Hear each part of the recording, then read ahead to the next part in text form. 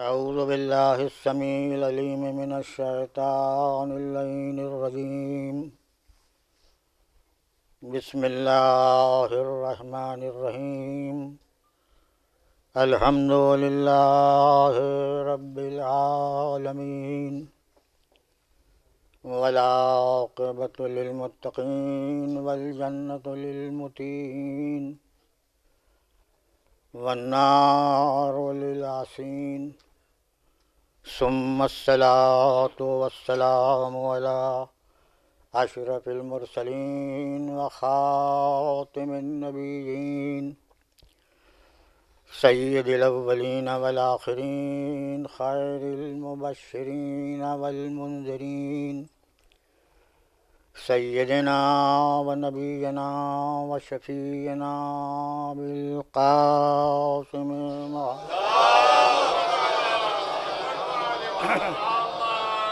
وآل محمد الطيبين الطاهرين المعصومين المظلومين، من يومنا هذا إلى يوم الدين.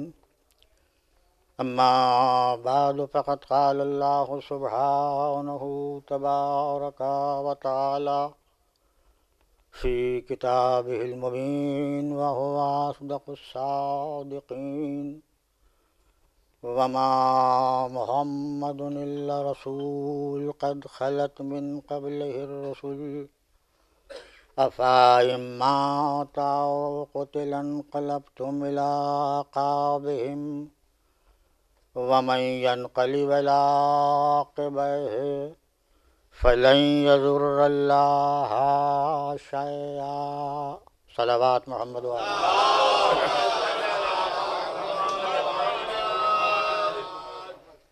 ارشاد حضرت اقدس الہی ہے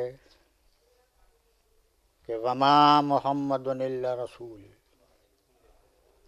محمد کچھ نہیں، بس صرف اللہ کے رسول ہیں.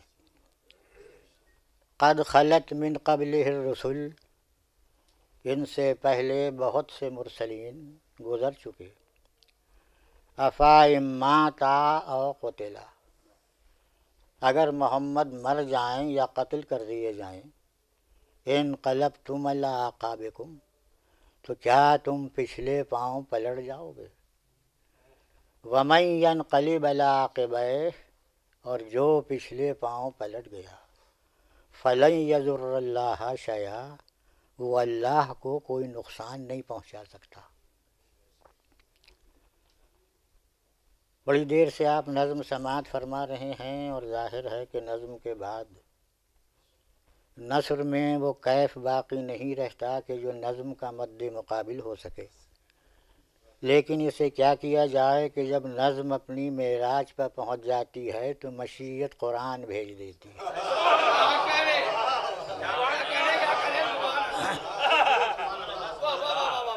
اس لیے میں نے بھی قرآن پاک کی ایک مختصر سی آیہ کریمہ بحر خفیف میں تلاوت کر دی، جس سے نظم بگڑنے نہ پائے، نثر بکھرنے نہ پائے.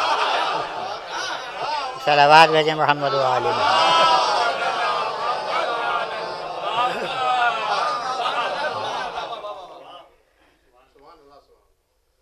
وہ چمن کے جو کسی دریا کے کنارے ہو، یقیناً اس کے مناظر نگاہوں میں کھپتے ہیں، لیکن مجھے تو وہ چمن دیکھنا ہے کہ جس کے لیے تمامی بحور خود بڑھ کے نظارہ کریں. بحر رمل کو اشتیاق دید ہو، بحر بسید بسیم بن جائے، بحر مزار بہار کی خبر دے، پھر گلزار بزم میں توسن خیال کی اینا کیوں کر موڑی جائے، اور سمند فکر کو کیوں کر کعبہ دیا جائے.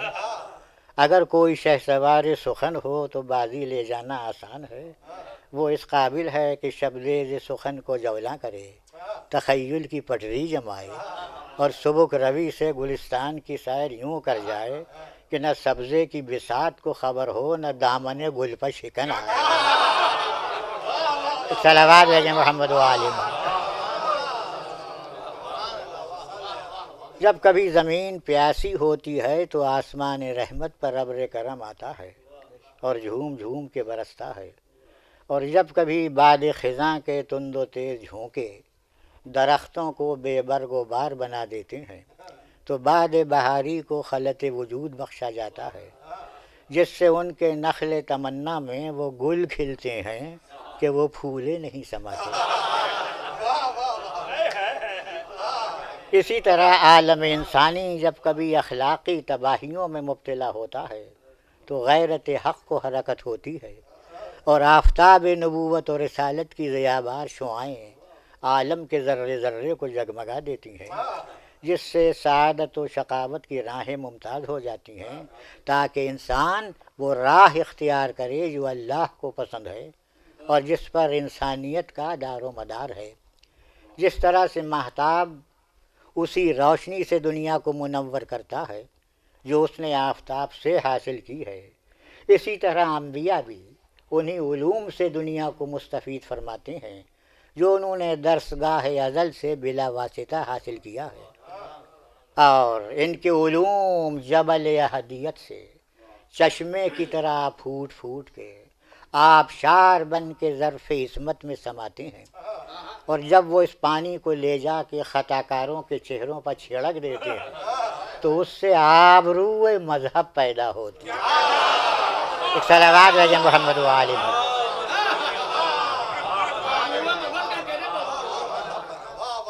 اور جس طرح سے ہماری روح ہمارے اس پیکر خاکی پر فرما روائی کرتی ہے اور اس کے ایک ادنا سے اشارے پر تمام اعضاء و جوارح اس کے سامنے سرنگوں ہو جاتے ہیں، اسی طرح سے انبیاء کی روح اعظم تائید الہی سے تمام عالم اجسام پر فرما روا ہوتی ہے۔ اگر وہ خزاں سے کہہ دے تو پلٹ جائے، بہار سے کہہ دے تو چلی آئے، پتھر پاسا مار دے تو چشمے پھوٹنے لگے، پانی پاسا مار دے تو چادریں پانی کی شق ہو جائیں، انگشت مبارک سے اشارہ کر دے تو چاند کے دو ٹکڑے ہو جائیں، ٹھوکر مار دے تو مردے جی جائیں، ذرے اٹھا لی تو تسبیح پڑھنے لگیں، اور اس کے تمام دنیا کی چیزیں ذی روح ہوں یا غیر ذی روح، آفتاب و مہتاب، سب اس کے حکم کے سامنے سرنگوں ہوتے ہیں۔ اور راز اس میں یہ ہے کہ عالم کی جتنی چیزیں ہیں وہ بالطبع عالم قدس و ملکوت کا اثر قبول کرتی ہیں۔ روح انسانی بھی اسی خطیرہ قدس کا ایک شعلہ ہے، مگر مادیات کے تعلق کی بنا پر اس کی تاثیر کم ہو جاتی ہے، پھر بھی اس کے افعال کچھ نہ کچھ حدوث کا سبب بنتے ہیں۔ فرض کیجئے کہ جب ہم کسی مسرت بخش امر کا تصور کرتے ہیں اور اس کے حصول کی امید کرتے ہیں تو چہرے پر مسرت کی لہر دوڑ جاتی ہے، اعضاء میں ایک قسم کا ہیجان پیدا ہوتا ہے، اور جب کسی خوفناک امر کا تصور کرتے ہیں اور اس کے وقوع کا گمان کرتے ہیں تو اعضاء میں ایک قسم کا اضطراب و ہیجان پیدا ہوتا ہے۔ اور ایک صحت مند و تندرست آدمی جب اپنے کو بیمار سمجھنے لگتا ہے تو کچھ دنوں میں وہ مریض ہو بھی جاتا ہے، اور ایک مریض جب اپنے کو تندرست سمجھتا ہے تو کچھ دنوں میں وہ تندرست ہو بھی جاتا ہے۔ یہ ہمارے ارواح کا حال ہے جو مادیات کے گرد و غبار سے پاک و صاف نہیں، لیکن انبیاء کے ارواح باوجود اس کے کہ مادیات کے ساتھ ان کا تعلق ہے، پھر بھی مادیات کے نقائص ان پر اثر انداز نہیں ہوتے، اسی لیے ان سے ان افعال کا سرور ہوتا ہے کہ جس سے دوسرے انسان عاجز ہیں۔ بس انہی ما فوق العادت کیفیات و اعمال کا نام معجزہ رکھا جاتا ہے۔ انبیاء کرام اگرچہ ان کے ارواح مادیات کے گرد و غبار سے پاک و صاف ہیں، ان کے لیے آسمانی کتابوں میں جو مغفرت کا اطلاق ہوا ہے، اس کا مطلب معاذ اللہ یہ نہیں ہے کہ وہ گناہوں کے مرتکب ہوتے ہیں اور ان سے باز پرس نہیں کی جاتی، یہ نہیں۔ مغفرت کے معنی ہیں پردہ رحمت میں چھپا لینا۔ اس کے دو تصور ہیں، ایک یہ کہ گناہ گاروں کو، خطا کاروں کو اپنی رحمت کی وجہ سے معاف کر دینا، اور دوسرا تصور رحمت کا یہ ہے کہ نیکوں تک اپنی رحمت کی وجہ سے گناہوں کی رسائی نہ ہونے دینا۔ انبیاء کے لیے انہی معنی میں مغفرت کا اطلاق ہوا ہے۔ اب آپ میری تقریر کو آپ نے سماعت فرمائیں کہ احکام شریعہ بدلتے رہتے ہیں، حکم شریعت کبھی مکان کے بدلنے سے بدلتا ہے، کبھی موسم کے بدلنے سے حکم بدلتا ہے، کبھی شخصیت کے بدلنے سے بدلتا ہے۔ مثالیں سب آپ کی نگاہوں کے سامنے ہیں۔ ایک شخص اپنے وطن میں رہتا ہے، نماز پوری پڑھتا ہے، کل سفر درپیش ہوا، نماز قصر کرتا ہے۔ معلوم ہوا کہ مکان کے بدلنے سے حکم شریعت بدلا۔ آج ایک شخص صحت مند و تندرست ہے، وضو کر کے نماز پڑھنا اس کے اوپر واجب، کل وہی بخار میں مبتلا ہو جاتا ہے، وضو کا حکم برطرف، تیمم واجب۔ آج ایک شخص مستطیع ہے، حج اس کے اوپر واجب، کل وہی مفلس و نادار ہو جاتا ہے، حج کا حکم برطرف۔ تو اب احکام شریعہ کا باعتبار اشخاص و افراد، باعتبار اوقات و ازمان بدلنا، اس کا تو نام ہوا نسخ شریعت۔ لیکن سلسلہ نبوت جو چلا تھا وہ کسی نہ کسی جگہ ٹھہرنا ضروری تھا، اس لیے کہ ایک خط مستقیم کے لیے دو نقطوں کا ہونا ضروری ہے۔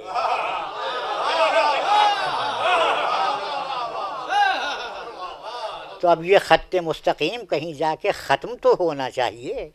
اگر نقطہ اول آدم بنے تو نقطہ آخر کہیں ختم تو ہو، یاد رکھیے۔ وہ ہے ہمارا نبی۔ جب ہمارا نبی اور اس کے بعد اب کوئی نبی آنے والا نہیں ہے تو یاد رکھیے کہ یہ جنوں کا بھی نبی، یہ انسانوں کا بھی نبی، زمین کے بسنے والے ہوں، عرش کے رہنے والے ہوں، خاک نشیں ہوں یا عرش مکی ہوں،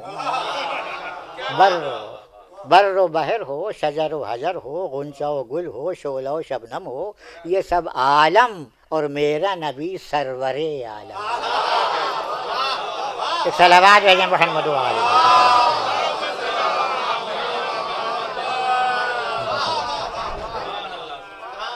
اب دیکھیے، انسان جس چیز کا محتاج ہوتا ہے وہ شے زمانہ احتیاج سے پہلے بھی پائی جاتی ہے، زمانہ احتیاج میں بھی پائی جاتی ہے۔ انسان چلا جاتا ہے، وہ شے باقی رہ جاتی ہے۔ انسان اپنی زندگی بسر کرنے کے لیے ہوا کا محتاج ہے، ہوا پہلے پیدا کی گئی، زمانہ احتیاج میں فائدہ اٹھاتا رہا، انسان چلا گیا، ہوا رہ گئی۔ انسان غذا کا محتاج ہے، انسان غذا کا محتاج تو پہلے غذا پیدا کی گئی، انسان زمانہ احتیاج میں فائدہ اٹھاتا رہا، انسان چلا گیا، غذا باقی رہ گئی۔ تو اب میرا سوال یہ ہے کہ یہ بتائیے کہ انسان سب سے زیادہ کس چیز کا محتاج ہے؟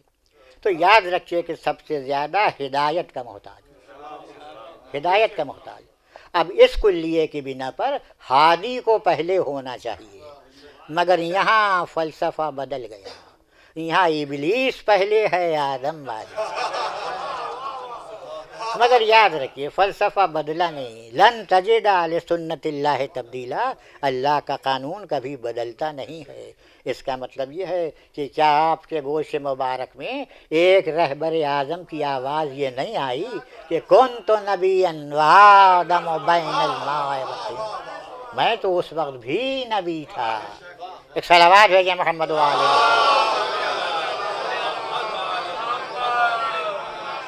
میرا ذہن مجمع غور فرمائے، اور مجھے معلوم ہے کہ میں ایک ایسی جگہ مجلس پڑھ رہا ہوں جس کے خزانہ عامرہ میں ہر دور میں وہ علمی جواہر ریزے رہے ہیں کہ جن کی چمک چشم فلک کو خیرہ کرتی رہی ہے۔ اس یہ مسائل آپ کے لیے کوئی اجنبی نہیں ہے۔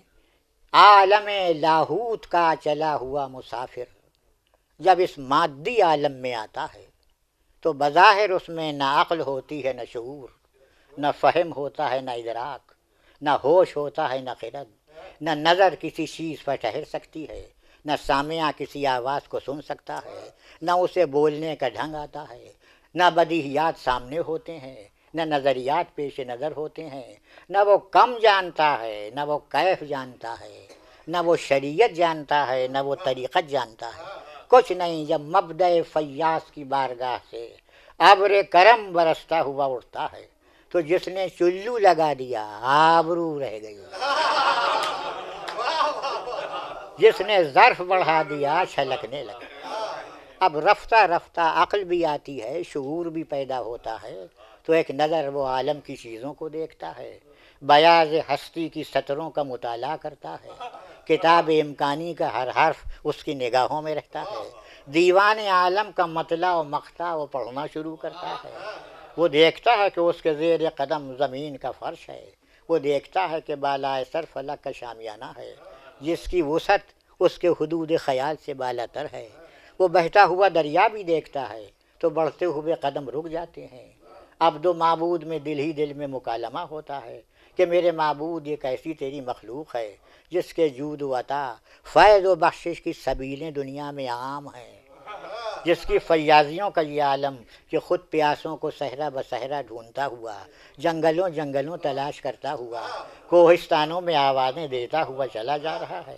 نہ دشت کی دہشت کا خطرہ ہے، نہ پرہول وادی سے خوف ہے، نہ نشیب و فراز سے غرض ہے، پیاسوں کی چاہ ہے جو لیے جا رہی ہے۔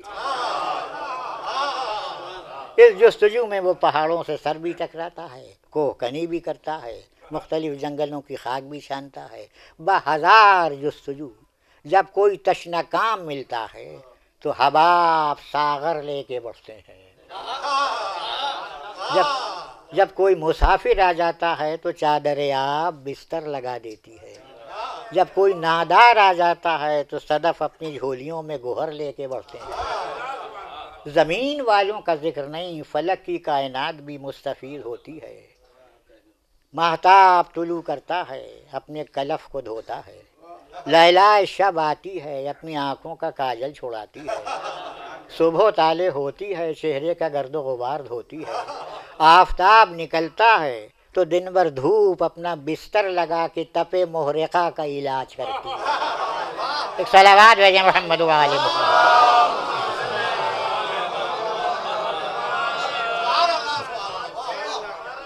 پانی کا ہر قطرہ ستاروں سے چشمک کرتا ہے، اور پانی کی سطح فلک کو آئینہ دکھاتی ہے کہ آئینے سے آئینہ ملا لے، دیکھ جلوہ یکساں نظر آتا ہے یا نہیں۔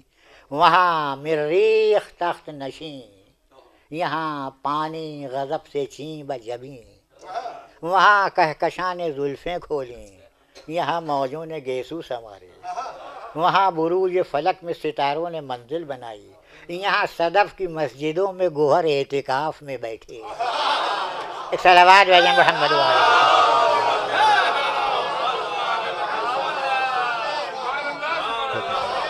میں کہوں گا جانے والے تیری تو یہ منزل نہیں ہے۔ گلشن عالم میں ایک ایک گل، ایک ایک ورق وہ نظر آئے گا کہ جس پر کہ قدرت کی تحریریں ہوں گی۔ آخر یہ تمام چیزیں ایک سیاح کو اپنی طرف متوجہ کر کے اس سے سوالات کرتی ہیں کہ یہ انواع و اقسام کے حیوانات، یہ پہاڑوں کی فلک بوس چوٹیاں، یہ سمندروں کی طوفان خیز موجیں، یہ اجسام مرکبہ، یہ تمام چیزیں کس چیز سے بنی، ان کی اصل کیا ہے، ان کا مادہ کیا ہے، ان کو کس نے بنایا ہے۔ بس یہیں سے فلسفے کا آغاز ہوتا، اور حیولہ و صورت، زمانہ و غرض آفرینش اور خلاق عالم کے ذات و صفات کے مباحث یہیں سے پیدا ہونے لگتے ہیں۔ جب انسان ان مسائل کو حل کرنے کے لیے آگے بڑھتا ہے تو وہ یونان کے خطے پر پہنچتا ہے، حکماء کے حکمت قدوں کا جائزہ لیتا ہے، اشراقین کی دہڑی پر دم مارنا مشکل ہو جاتا ہے، رواقین کے کاشانوں میں سناٹا دکھائی دیتا ہے، مشائین کی رفتار بدلی ہوئی نظر آتی ہے، مسالک کا اختلاف، مناہج کی تبدیلیاں، فلسفے کی موشگافیاں، اختلاف آرا کی کثرت اسے اس درجہ متحیر بنا دیتی ہے کہ بالآخر حکمت یونان کی زلفیں یوں پریشان دکھائی دیتی ہیں کہ جس میں تحقیق کا شانہ کارآمد نہیں ہوتا۔ میں کہتا ہوں کہ یہ مسائل کب کے حل ہو چکے ہوتے اگر انسان اس کارواں کے پیچھے چلتا کہ اگر کارواں نہ ملتا تو کم از کم گرد کارواں مل جاتی جس پر تیمم تو صحیح ہو جاتا۔ ایک صلوات بھیجیں محمد و آل محمد۔ لیکن جب وہ کارواں سے الگ ہوتا ہے، دانے بائیں دیکھتا ہے کہ آخر یہ موضوعات عالم، یہ اجسام مرکبہ کس چیز سے بنے؟ بھئی اگر یہ تمام چیزیں آگ، ہوا، مٹی، پانی سے بنی ہیں جن کو عناصر اربع کہا جاتا ہے، تو سوال یہ ہے کہ عناصر اربع کس چیز سے بنے؟ بھئی عناصر اربع اگر مادہ ہوئے تو مادہ ثانیہ ہوئے، نہ کہ مادہ اولا۔ اور یہاں تلاش جو ہے وہ مادہ اولا کی. تو یاد رکھیے کہ سب سے پہلے یونان کا ایک حکیم دیمقراطیس آگے بڑھتا ہے اور وہ یہ کہتا ہے کہ بھئی زمین و آسمان کے بیچ میں جتنی فضا ہم کو نظر آ رہی ہے اس میں مادہ ہی مادہ پرواز کر رہا ہے، اور یہ مادہ ایسے ذرے ہیں کہ جو صرف تقسیم ذہنی کو قبول کرتے ہیں، تقسیم خارجی کو نہیں. ان ذرات کی حقیقت و ماہیت ایک ہے. یہ ذرات اتنے مختصر ہیں کہ نہ تو کسی ضرب سے ٹوٹ سکتے ہیں نہ کسی آلے سے کٹ سکتے ہیں. یہ ذرات اتنے مختصر ہیں کہ ایک سوئی کی نوک پر کئی کروڑ ذرے جمع ہو جاتے ہیں، اور جب یہ ذرے جمع ہو جاتے ہیں تو جسم کی صورت عالم وجود میں آ جاتی ہے، اور یہ اسی مادے کی کار فرمائیوں کا نتیجہ ہے جو انسان اس بام ارتقاء پر پہنچ گیا. آوازوں کو اس نے اسیر کر لیا، ہواؤں کو اس نے مسخر کر لیا، دوش ہوا پر وہ پرواز کرنے لگا، خلائے بسیط کو وہ طے کرنے لگا، چاند پر کمن پھینکنے لگا، مشتری سے رشتہ جوڑنے لگا، دہل سے روابط قائم کرنے لگا. مجھے کہنے دیجئے کہ جہاں تک انسان ترقی کرتا جائے اسے دل کھول کے ترقی کر لینے دیجئے. پھر بھی آخر میں مجھے اتنا کہنے کا حق حاصل رہے گا کہ خلائے بسیط کو طے کر کے ستارے پر جانا اور ہے، وہ زمین پر بیٹھ کے ستارے کو بلا لے.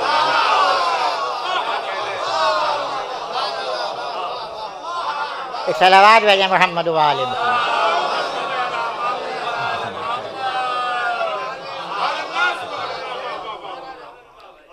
اب ظاہر ہے ارباب بصیرت تشریف فرما ہے کہ دیمقراطیس کا یہ نظریہ جتنا بھی کمزور ہے اس کے اوپر کسی دلیل و برہان کی ضرورت نہیں ہے. اب اس کے بعد متکلمین آگے بڑھتے ہیں. وہ یہ کہتے ہیں کہ یہ تو صحیح ہے کہ زمین و آسمان کے بیچ میں جتنی فضا ہے اس میں مادہ ہی مادہ پرواز کر رہا ہے، لیکن یہ ایسے ذرے ہیں کہ نہ تو تقسیم ذہنی کو قبول کرتے ہیں نہ تقسیم خارجی کو. ان ذروں کی حقیقت و ماہیت الگ الگ ہے. ان میں بعض پانی کے اجزاء ہیں، بعض ہوا کے اجزاء ہیں، بعض آگ کے اجزاء ہیں، بعض مٹی کے اجزاء ہیں. جب خلاق عالم کو منظور ہوتا ہے تو وہ ان ذرات کو اکٹھا کر کے جسم کو خلط وجود پہنا دیتا ہے.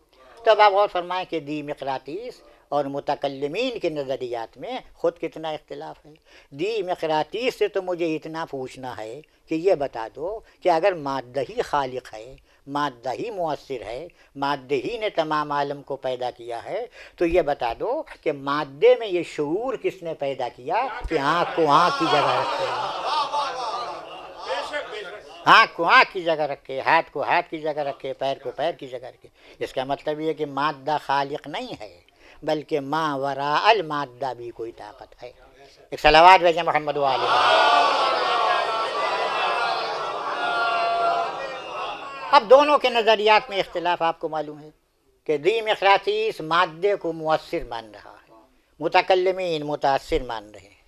دیمقراطیس مادے کو خالق مان رہا ہے، متکلمین مخلوق مان رہے ہیں. تو دونوں کے نظریات میں کتنا اختلاف ہے. اب یہ موقع تھوڑی ہے کہ میں آپ کو ان مسائل میں الجھا دوں اور آدھے سے زیادہ مجلس کو سلا دوں. ایک صلوات بھیجیں محمد و آل محمد.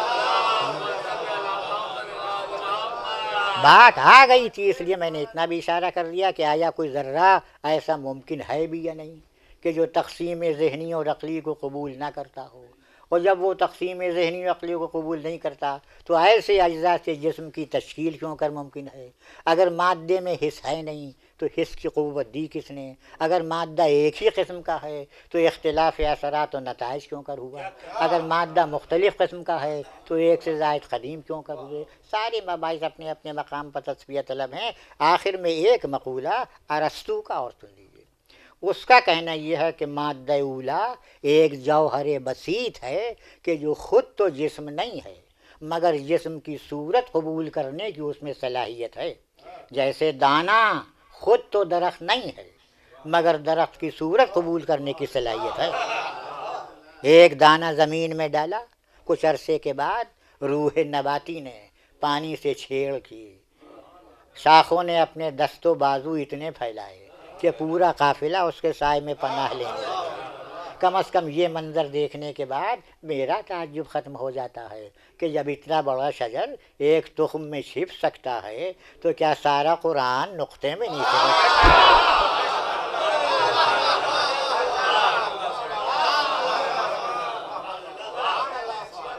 ارسطو کا کہنا یہ ہے کہ مادہ ایک صورت چھوڑ کے دوسری صورت کے لباس میں ہمارے سامنے آتا رہتا ہے۔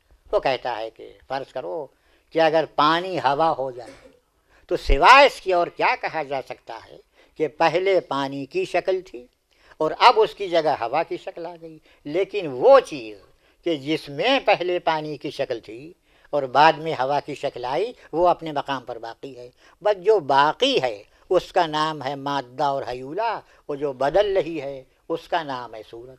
میں مثال سے واضح کروں، ایک ہی مادہ جب مختلف صورتوں میں ہمارے سامنے آتا ہے تو نام بھی بدلتا ہے اور کام بھی بدلتا ہے۔ میں مثال سے واضح کروں، فرض کیجئے ایک مادہ ہے جس کا نام ہے لوہا، اس لوہے سے آپ نے قلم بنایا، اس کا نام ہو گیا قلم، اس کا کام ہو گیا لکھنا۔ اسی سے چھری بنائی، اس کا نام ہو گیا چھری، اس کا کام ہو گیا کاٹنا۔ اسی سے تلوار بنائی، جہاد کے کام آئی۔ اسی سے زرہ بنا لی، جسم کی حفاظت کا کام دینے لگی۔ اسی سے سپر بنا لی، دشمن کا وار روکنے کے کام آئی۔ مادہ ان سب کا ایک ہے، لوہا، لیکن شکل و صورت کے بدلنے سے نام بھی بدل رہا ہے اور کام بھی بدل رہا ہے۔ بھئی درخت کی ساری لکڑیاں ایک ہی کام میں تھوڑی آتی ہیں، انہی لکڑیوں کو جمع کر کے دروازے بنا لیے، مکان میں لگانے کے کام آ گئے، کھڑکیاں بنا لیں، رونق دوبالا ہو گئی، زری بنا لی، عزا خانے میں رکھنے کے کام آئی، ممبر بنا لیا، خطیب کے کام آیا، صندوق بنا لیا، گھر گرہستی رکھنے کے کام آیا، قلم دان بنا لیا، قلم دعوات رکھنے کے کام آیا۔ ساری یعنی سب کا مادہ ایک ہے۔ ان میں جو بڑے قد و قامت والی تھیں میں نے انہیں بھی بیکار نہیں چھوڑا، چھت میں ڈال دیا۔ ان میں جو چھوٹے قد و قامت والی تھی میں نے انہیں بھی رائے گاہ نہیں چھوڑا، سجدگاہ بنا لی۔ سفر کرتا ہوں تو ایک چھوٹی سی سجدگاہ جیب میں رکھ لیتا ہوں، وقت آتا ہے تو نکال کے سجدہ بھی کرتا ہوں۔ اب اگر میرے مکان کی کوئی کڑی سجدگاہ کے مقابل بھی یہ شکوہ کرنے لگے کہ آپ نے سجدگاہ کو تو جیب میں رکھا، مجھے کیوں نہ رکھا، میں نہ کہوں گا سرکار ذرا میری جیب عقیدت کو دیکھیے، میری جیب عقیدت کو دیکھیے اور اپنے قد و قامت کو دیکھیے۔ ارے ہمارے یہاں قد و قامت سے کچھ نہیں ہوتا، صلاحیت دیکھ کے منصب حوالے کیا۔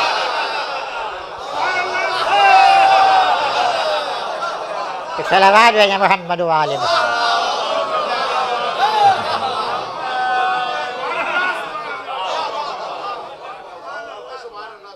سب کچھ بنا لیا، اب جو بالکل بیکار ہیں، کام کے نہیں ہیں، وہ جائیں چولہے میں۔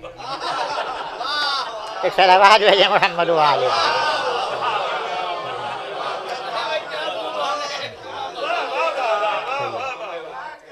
تو معلوم ہوا کہ مادہ ان سب کا ایک ہے، شکل و صورت بدل رہی ہے، شکل و صورت کے بدلنے سے نام بھی بدلتا ہے اور کام بھی بدلتا ہے، سب ایک ہی مادہ ہے۔ جوہر بسیط وہ کہہ رہا ہے ارسطو، جوہر بسیط ہے۔ یہ یاد رکھیے سب دنیا میں بسنے والوں کے نظریات و خیالات ہیں کہ جنہوں نے اول مخلوق مادے کو قرار دیا، لیکن میرا ذہن مجمع سمجھتا ہے کہ اگر اول مخلوق مادہ ہے تو مادہ اپنے وجود میں صورت کا محتاج ہوتا ہے، اس لیے ناقص ہے۔ اگر اول مخلوق صورت ہے تو صورت اپنے قیام میں مادے کی محتاج، اس لیے ناقص۔ اگر اول مخلوق عرض ہے تو عرض اپنے قیام میں جوہر کا محتاج۔ اگر اول مخلوق جسم ہے تو جسم اپنے وجود میں مکان کا محتاج۔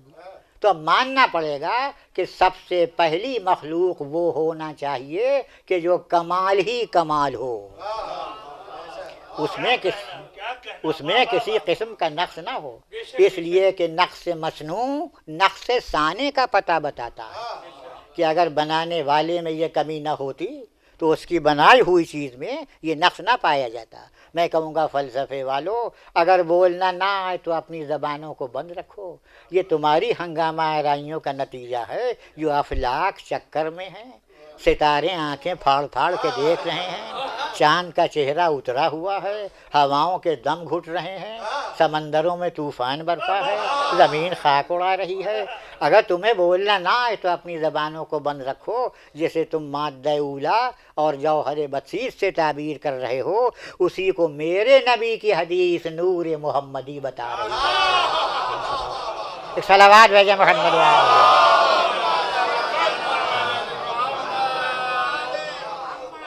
اول ما خلق اللہ نوری، سب سے پہلے اللہ نے میرا نور خلق کیا۔ اب یہاں پہنچنے کے بعد مناقب کی کتابوں میں مجھے متضاد حدیثیں ملتی ہیں۔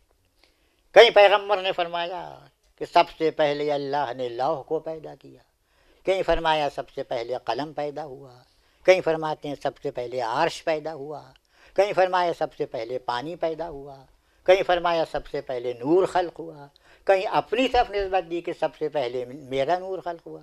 تو اب ظاہر ہے کہ تمام کی تمام چیزیں ایک وقت میں تو ممکن نہیں ہے نا۔ فلسفے نے اسے باطل کر دیا یہ کہہ کے کہ الواحد لا یصدر عنہ الا الواحد، ایک سے ایک وقت میں ایک ہی چیز صادر ہو سکتی ہے، مختلف چیزیں تو نہیں۔ تو اب یہ ایک وقت میں میاں متضاد قسم کی حدیثیں کیسے صحیح ہو سکتی ہیں؟ بس ایک مثال سے واضح کروں، یاد رکھیے گا کہ مثال حقیقت نہیں ہوتی، حقیقت سے قریب کر دیتی ہے، قریب کر دیتی۔ فرض کیجئے کہ اس مجلس کا اعلان ہوا، فرش بچھایا گیا، حضرات تشریف لائے، میں نے مجلس پڑھی، مجلس ختم ہوئی، مجمع اپنے گھر کو چلا۔ ایک نے دوسرے سے پوچھنا شروع کیا، بھائی آپ کو معلوم آج سب سے پہلے کون آیا تھا؟ انہوں نے کہا بھائی ہم کیا بتائیں، آج ہم ہی ذرا دیر سے نکلے، پتہ نہیں کون آیا تھا۔ اچھا فرض کی اسی مجمع میں میرے استاد محترم تشریف فرما تھے، ان سے پوچھا، ان کا سب سے پہلے میرا شاگرد آیا تھا۔ کوئی شاگرد موجود تھا، اس سے پوچھا، اس نے کہا میرے استاد آئے تھے۔ میرا بیٹا موجود تھا، اس سے پوچھا، اس نے کہا سب سے پہلے میرے باپ آئے تھے۔ میرا کوئی دوست موجود تھا، اس سے پوچھا، اس نے کہا سب سے پہلے میرے دوست آئے تھے۔ کوئی رشتہ دار تھا، اس سے پوچھا، اس نے کہا سب سے پہلے میرے رشتہ دار آئے تھے۔ تو آپ نے غور فرمایا کہ وہ استاد بھی میں ہی ہوں، وہ شاگرد بھی میں ہی ہوں، وہ باپ بھی میں ہی ہوں، وہ دوست بھی میں ہی ہوں، وہ رشتہ دار بھی میں ہی ہوں۔ صرف اعتباری فرق ہے۔ اعتباری فرق کا کیا مطلب؟ یعنی اس اعتبار سے کہ وہ میرے استاد ہیں میں ان کا شاگرد ہوا، اس اعتبار سے کہ وہ میرے شاگرد ہیں میں ان کا استاد ہوا، اس اعتبار سے کہ وہ میرا بیٹا ہے میں اس کا باپ ہوا۔ تو اب معلوم ہوا کہ اعتبار کے بدلنے سے نام بدلتا ہے، حقیقت نہیں۔ ایک صلوات بھیجیں بآواز بلند محمد وآلہ۔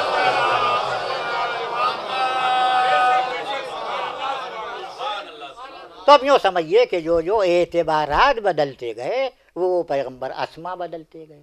جب اس اعتبار سے دیکھا کہ نقاش علوم ہے تو اسے قلم کہہ دیا، جب اس اعتبار سے دیکھا کہ امور غیب نقش ہیں اسے لوح کہہ دیا، جب اس اعتبار سے دیکھا کہ بقائے عالم کا سبب ہے اسے پانی کہہ دیا، جب علو مرتبہ کے اعتبار سے دیکھا عرش کہہ دیا، جب دفع ظلمت کے اعتبار سے دیکھا نور کہہ دیا، اور جب ماہیت کے اعتبار سے دیکھا تو نور محمد کہہ دیا۔ ایک صلوات بھیجیں محمد وآلہ محمد۔ اب ایک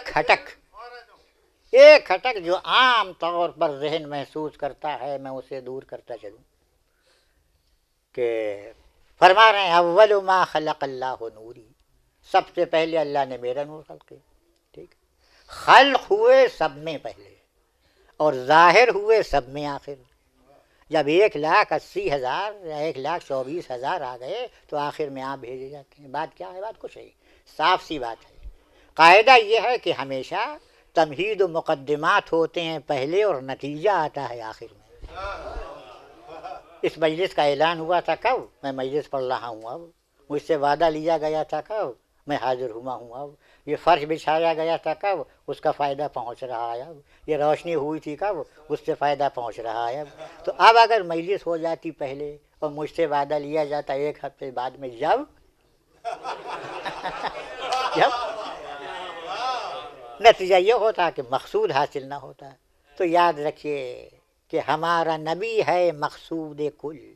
حدیث قدسی پکار کے کہہ رہی ہے کہ لولاک لما خلقت الافلاک، ہمارے حبیب اگر آپ نہ ہوتے تو کچھ نہ ہوتا۔ نبی ہے مقصود کل، چونکہ مقصود کل آنے والا ہے لہذا زمین کا فرش پہلے سے بچھایا جائے، آسمان کا شامیانہ پہلے سے لگایا جائے، ستاروں کا چراغاں پہلے سے کیا جائے، شمس و قمر کی قندیلیں پہلے سے روشن ہوں، دریاؤں کی سبیلیں پہلے سے لگائی جائیں، چونکہ مقصود کل آنے والا ہے لہذا آدم جاؤ جا کے دربار آراستہ کرو، نوح جاؤ جا کے چھڑکاؤ کر دو، ابراہیم جا کے باغ لگا دو، موسیٰ جا کے چراغ جلا دو، سلیمان جا کے فرش بچھا دو۔ جب دنیا سج جائے، دربار آراستہ ہو جائے، تب ام القریٰ کی گود میں آمنہ کا لال ایک صلوات بھیجیں محمد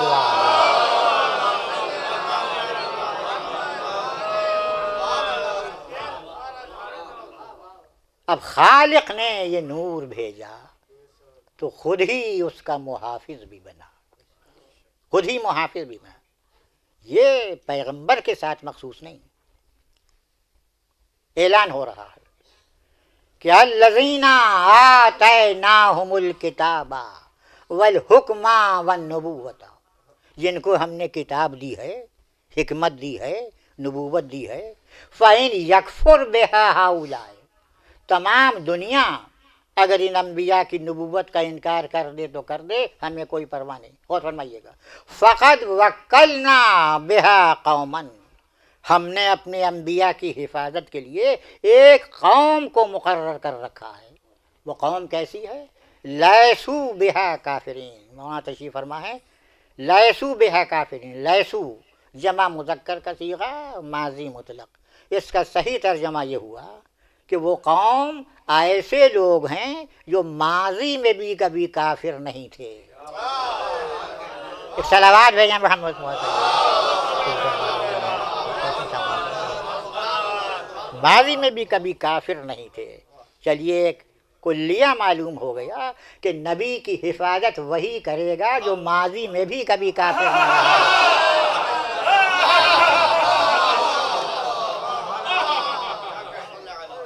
کیا جملہ ہے، کتنا حسین طنز ہے کہ ہم اپنے انبیاء کی حفاظت کبھی مشرکوں سے نہیں کراتے، نو مسلموں سے نہیں کراتے۔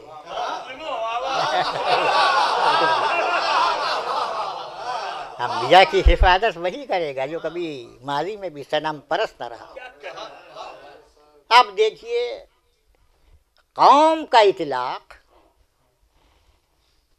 مطالب و مفاہیم تو اس مجلس کے بعد آپ سماعت فرمائیں گے، میں نے تو پیشانی کر دی ہے، آپ کی خدمت میں حاضر ہو کے۔ تو قوم کا اطلاق جس طرح سے ایک گروہ پر ہوتا ہے اسی طرح سے ایک فرد پر بھی، امت کا اطلاق جس طرح سے ایک جماعت پر ہوتا ہے اسی طرح ایک فرد پر بھی۔ جناب ابراہیم کو قرآن نے امت کہا ہے، ان ابراہیم کان امتن قانتا للہ، ابراہیم ایک تھے مگر اپنی ذات کے اعتبار سے ایک امت کے برابر تھے۔ چلیے ایک کلیہ معلوم ہو گیا کہ چاہے نبی کی حفاظت کرنے والا ایک ہو مگر اپنی ذات کے اعتبار سے ایک قوم کے برابر ہوگا۔ یہ ایک عام کلیہ۔ اب آئیے اپنے نبی کا حال سنیے۔ سورہ فرقان مکی سورہ، مکے میں نازل ہوا۔ اس کی آیہ مبارکہ پہلے سنیے کہ ان ھذا الا افک افتراہ واعانہ علیہ قوم آخرون، ذہن میں رکھیے گا یہ مکی آیت ہے۔ جناب ابو طالب نے پیغمبر کی حفاظت مکے میں کی، ہر مصیبت میں ہر محل پر سینہ سپر رہے، وفات مکے میں ہوئی۔ پیغمبر کی زندگی مکے کی کتنی کشمکشی گزری ہے، کبھی سر پر کوڑا پھینکا جاتا ہے، کبھی راستے میں کانٹے بچھائے جاتے ہیں، کبھی گلے میں چادر کا پھندا ڈال کے کھینچا جاتا ہے۔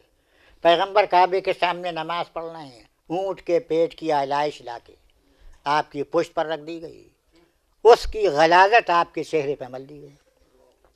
آپ آئے اپنے چچا کے پاس، چچا آپ کے ہوتے ہوئے مشرکین نے میرے ساتھ یہ سلوک کیا۔ کہا کس نے کیا؟ کہا فلاں شخص۔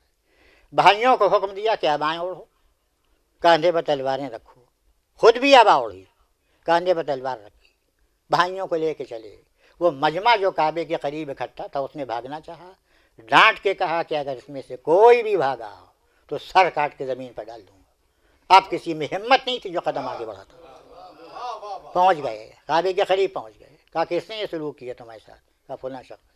آپ نے بھائیوں کو حکم دیا کہ جتنے یہاں بیٹھے ہیں اونٹ کے پیٹ کی غلاظت ان سب کے چہروں پر مل دی جائے، سب کے چہروں پر مل دی گئی، کوئی اپنی جگہ سے ہل نہ پایا۔ یہ فداکاری جناب ابو طالب کی ذہن میں رکھیے۔ اب اس کے بعد فرقان کی آیت سنیے کہ ان ھذا الا افک افترا، مشرکین یہ کہہ رہے ہیں کہ قرآن اللہ کا کلام نہیں ہے، محمد نے اپنی طرف سے گڑھ لیا ہے، افطرا ہو، افطرا کیا ہے، بہتان باندھا ہے۔ اگر ہمارا بس چل جائے تو ہم محمد اور ان کے قرآن کو تباہ و برباد کر دیں۔ اب مشرک ہاتھ مل کے کہہ رہا ہے کہ ہم کیا کریں؟ آنہ علیہ قوم آخرون، ایک قوم ہے جو مسلسل ان کو بچا رہی ہے۔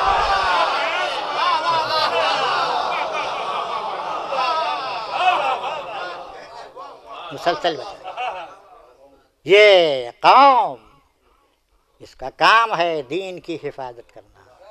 چل یہ بات مختصر کرنا ہے، یہ تو مکے کی قوم ہوئی۔ اب مدینے کی قوم، سورہ مائدہ مدنی ہے، یہ مدینے میں نازل ہوا۔ ارشاد ہوتا ہے کہ یا ایھا الذین آمنوا من یرتد منکم عن دینہ فسوف یأتی اللہ بقوم یحبہم ویحبونہ۔ اے اہل ایمان، تم میں سے جو مرتد ہو جائے گا، اپنے دین کو چھوڑ کے بھاگے گا تو ہو جائے، ہمیں کوئی پرواہ نہیں۔ اللہ محمد کی حفاظت کے لیے ایک ایسی قوم کو لائے گا، یحبہم، اللہ اس قوم کو دوست رکھتا ہوگا اور وہ قوم اللہ کو دوست رکھتی ہوگی۔ قرآن نے اس قوم کا نام نہیں بتایا، مگر پیغمبر نے خیبر میں علم دے کے بتا دیا۔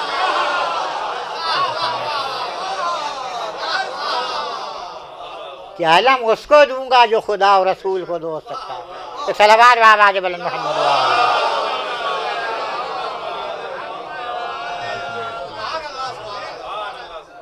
اب آئیے، جب یہ آیت نازل ہوئی یا ایھا الذین آمنوا اتقوا اللہ، اے اہل ایمان تقوی الہی اختیار کرو، وابتغوا الیہ الوسیلہ، اور اس تک پہنچنے کا وسیلہ تلاش کرو۔ تلاش کرنا تمہارا کام ہے، بنانا تمہارا کام ہے۔ جب یہ آیت نازل ہوئی، اب تفسیر ابن کثیر میں ہے، بڑی قدیم تفسیر، وہ بھی اب موجودہ تفسیر میں جملہ آپ کو نہیں ملے گا۔ تو ابن کثیر نے لکھا ہے کہ جب یہ آیت نازل ہوئی تو کسی نے پوچھا اب میں کیا نام لوں؟ کس نے پوچھا؟ بس یوں سمجھیے کہ انہوں نے پوچھا جن کے کارنامے لاسانی ہے۔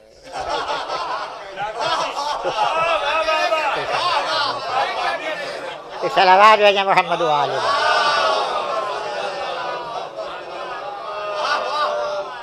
کہ سرکار کیا یہ وسیلہ قیامت تک ہے؟ آپ نے فرمایا کہ ہاں، میں یہاں دین لانے کا وسیلہ ہوں اور قیامت میں گناہ بخشوانے کا۔ کہ حضوری فرمائیے کہ من یشفع معک، وہاں مقام شفاعت میں آپ کے ساتھ بھی کوئی ہوگا؟ فرمایا ہاں، میں اکیلا نہیں ہوں گا، میرے ساتھ علی ہوں گے، فاطمہ ہوں گی، حسن ہوں گے، حسین ہوں گے۔ کہا کہ سرکار آپ تو مقام شفاعت میں ہوں گے، ہم وہاں تک کیسے پہنچیں گے؟ یعنی مطلب یہ تھا کہ حضور یہی فرمائیں گے کہ میں رحمت للعالمین ہو، گھبراتے کیوں ہو، ملائکہ کی فوجیں ہوں گی، دھوم دھڑکا ہوگا، باجا گاجا ہوگا، آگے آگے ترنگا ہوگا۔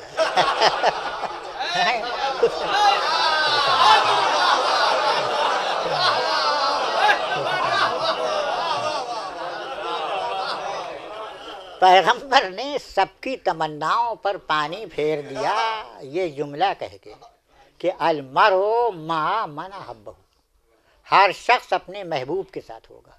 چلیے طے ہوگی بات، ہر شخص اپنے محبوب کے ساتھ ہو، ٹھیک ہے، میں اپنے محبوب کے ساتھ، وہ اپنے محبوب کے ساتھ، آپ اپنے محبوب کے ساتھ، وہ ان کے محبوب کے ساتھ، ٹھیک ہے۔ اب امام بخاری کی صحیح نکالیے، صحیح بخاری میں کتاب التفسیر، کتاب التفسیر میں سورہ قصص، سورہ قصص کی یہ آیت انک لا تہدی من احببت۔ اس کے ذیل میں امام بخاری لکھتے ہیں کہ جب جناب ابو طالب کی وفات کا وقت آیا، غور فرمائیے گا، وفات کا وقت آیا، پیغمبر آئے، کہا چچا کلمہ پڑھ لیجئے، میں آپ کے لیے جنت کا ضامن ہوں۔ آپ نے منہ پھیر لیا، آپ ادھر گئے، کہا چچا کلمہ پڑھ لیجئے، میں جنت کی ضمانت کرتا ہوں، یہ آپ نے منہ پھیر لیا۔ آپ پیغمبر اسی مخمصے میں ہیں کہ باپ کی طرح سے پالا ہے، ہر مصیبت میں سینہ سپر رہے، بغیر کلمہ پڑھے جنت کی ضمانت کیسے کر لوں؟ اسی مخمصے میں تھے۔ امام بخاری لکھتے ہیں کہ ادھر سے یہ آیت آئی کہ انک لا تہدی من احببت، آپ اپنے محبوب کی رہنمائی نہیں کر سکتے، آپ اپنے محبوب کی رہنمائی نہیں کر سکتے۔ اب مجھے یہ تو پتہ نہیں ہے، اس سے بحث ہے کہ رہنمائی ہوئی یا نہیں ہوئی، مگر قرآن کی اس آیت نے یہ تو بتا دیا کہ جناب ابو طالب محبوب رسول ہیں۔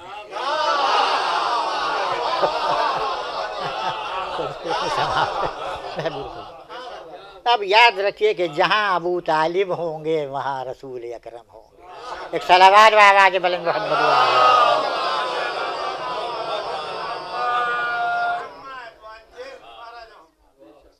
دیکھیے جس نبی کو قرآن نے آواز دی اس کا نام لے کے پکارا، کسی بھی نبی کو پکارا نام لے کے پکارا، یا آدم اسکن انت و زوجک الجنہ، اے آدم تم اور تمہاری شریک حیات یہ دونوں کے دونوں جنت میں ساکن ہو جائیں۔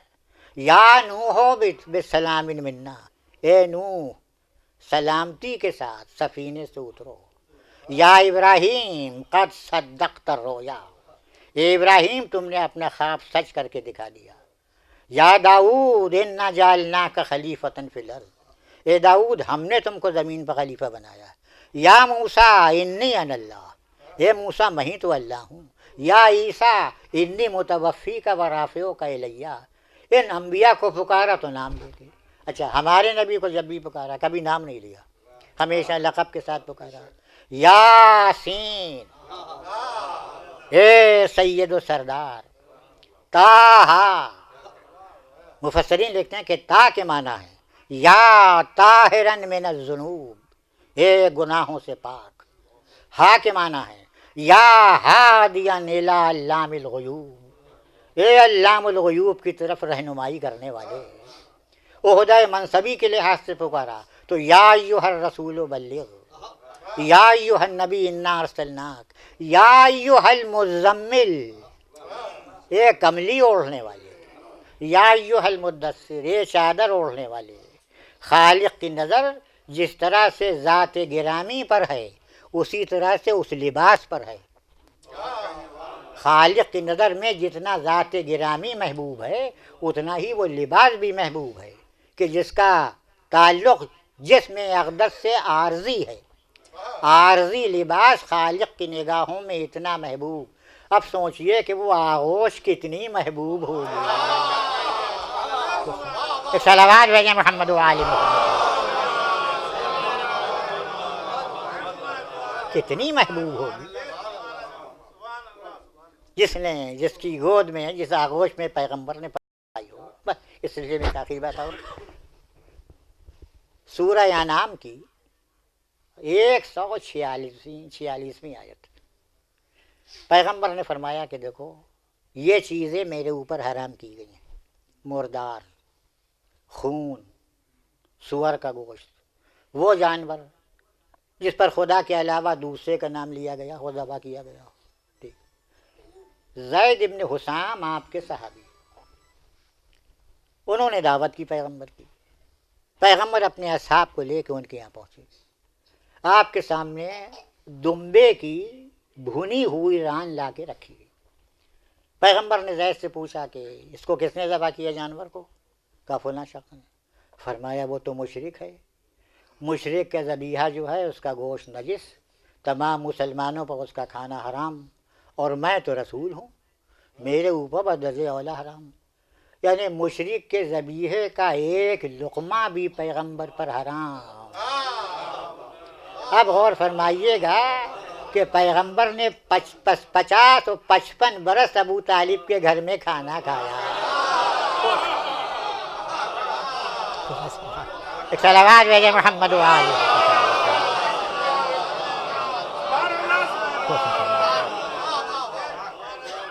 بس بندہ نواز.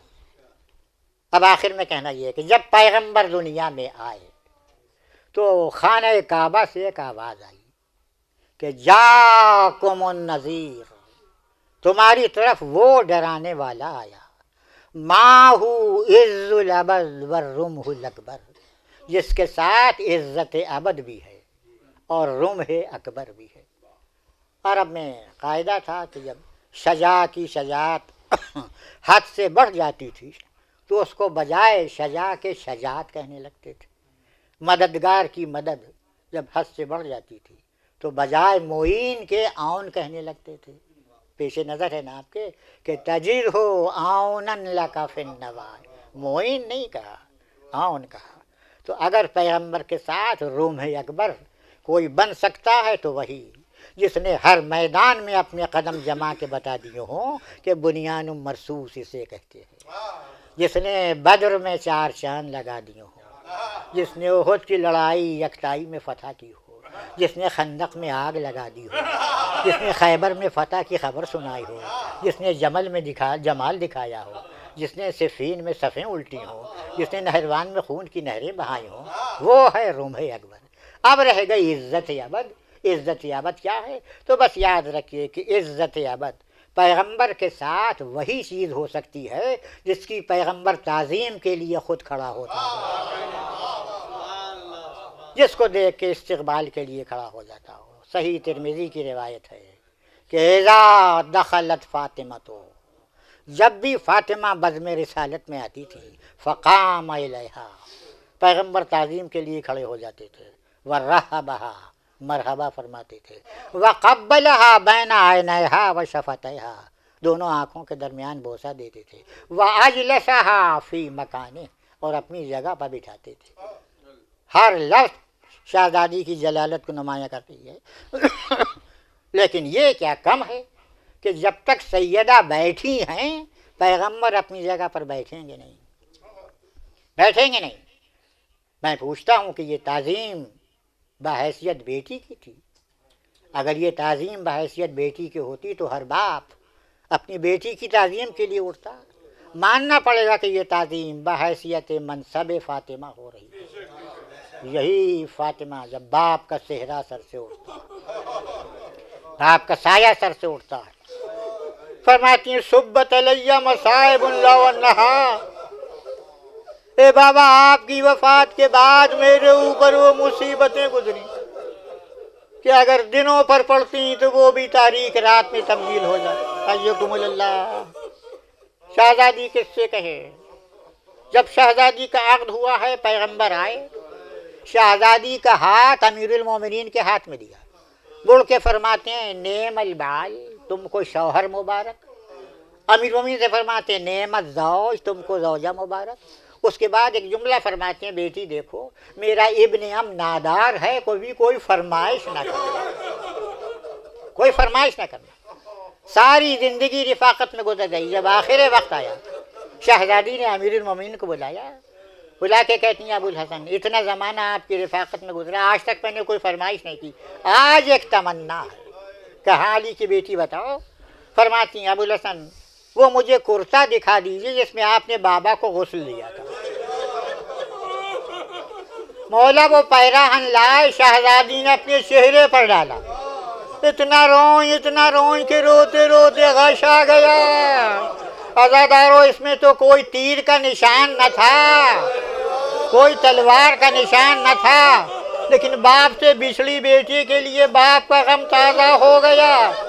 ذرا زینب ام کلثوم کے دل کی خبر لیجئے، حسین کا کرتا تیروں سے چھلنی جب دیکھا ہوگا تو دل پر کیا گزری ہوگی. واہ حسینہ، واہ خواہا کا نوحہ بلند کیا. اجزکم اللہ. جو شہزادی کی وفات کا روز تھا صبح کو امیر المومنین آئے، دیکھا سیدہ غش میں ہے، سرہانے کھڑے ہو گئے، جھک کے فرماتے ہیں اے یادگار خدیجہ ذرا آنکھیں کھولو. شہزادی نے آنکھیں کھولی کہ ابو الحسن ٹھہر جائیے، کچھ وصیتیں کرنا چاہتی ہوں. ابھی باپ کو خواب میں دیکھا تھا. فرما رہی ہیں بیٹی آج کی رات تم ہمارے پاس ہوگی. وقت مفارقت قریب آ گیا. چند وصیتیں سن لیجیے کہ جب میں دنیا سے اڑ جاؤں تو میری خالہ زاد بہن سے اپنا عقد کر لیجیے گا. دیکھیے اپنے ہاتھ سے مجھے غسل دیجیے گا, اپنے ہاتھ سے کفن پہنائیے گا, میرے جنازے پر دشمنوں کو نہ آنے دیجیے گا, میرا جنازہ پردہ سب میں اٹھائیے گا. ابھی یہ وصیتیں کر ہی رہی تھیں کہ ایک مرتبہ حسنین گھر میں داخل ہوئے. دیکھیے میں نے یہی دیکھا تاریخ میں بھی کہ جب ماں پر کوئی مصیبت وہ وقت پڑتا ہے تو بچوں کو سامنے سے ہٹا دیتی ہے.